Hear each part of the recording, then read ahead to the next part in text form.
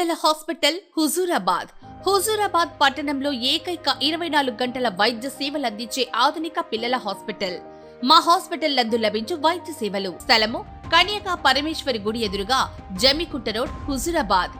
వీణవంగ మండలంలోని హిమ్మత్ నగర్ గ్రామానికి చెందిన ప్రజలు వారిలో ఉపాధి కల్పించాలంటూ చేస్తున్న రిలే నిరాహార దీక్షలు 6వ రోజుకు చేరాయి. వీణవంగ మండలం కొండపాక మానేరు ఇసుక రీచ్లో ఉపాధి కల్పించాలని కోరుతూ హిమ్మత్ నగర్ గ్రామస్తులు 6వ రోజు రిలే నిరాహార దీక్షలో పాల్గొన్నారు.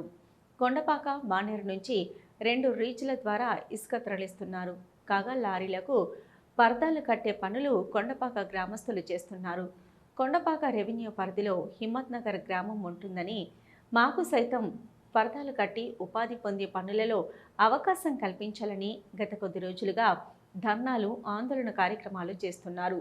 ఈ క్రమంలో ఎవరు స్పందించడం లేదని గ్రామస్తులు గ్రామ పంచాయతీ కార్యాలయం ముందు రిలే నిరాహార దీక్షలు చేపట్టారు.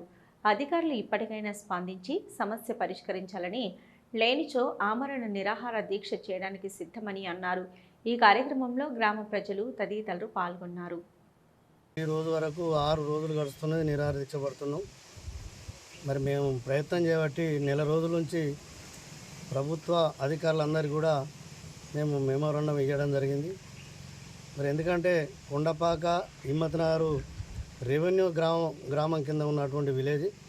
మరి దాదాపు గత 20 ఏళ్ళ కింద మేము ఏర్పడ్డాం, కానీ ఆస్తి పంపకాలు మాత్రం జరగలేదు. మరి అక్కడ కొండపాక కింద మానేరు వాగున్నది, మా గ్రామం కింద 70 ఎకరాల ప్రభుత్వ భూమి ఉన్నది. మరి ఇవన్నీ ఇప్పటి వరకు కూడా పొత్తులనే ఉన్నాయి.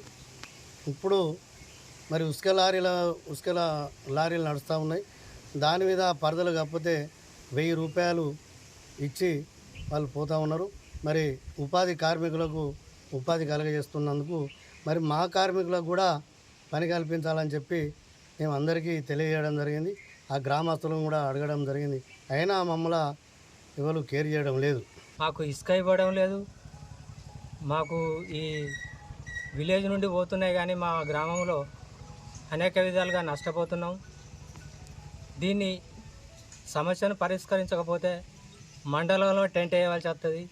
అదేవిధంగా ఇంకా కలెక్టర్ ఆఫీస్ ముంగట కూడా ఏసీ నిరాహార దీక్ష పట్టే విధంగా మేము ముందుకు పోతామని తెలియజేస్తున్నాం.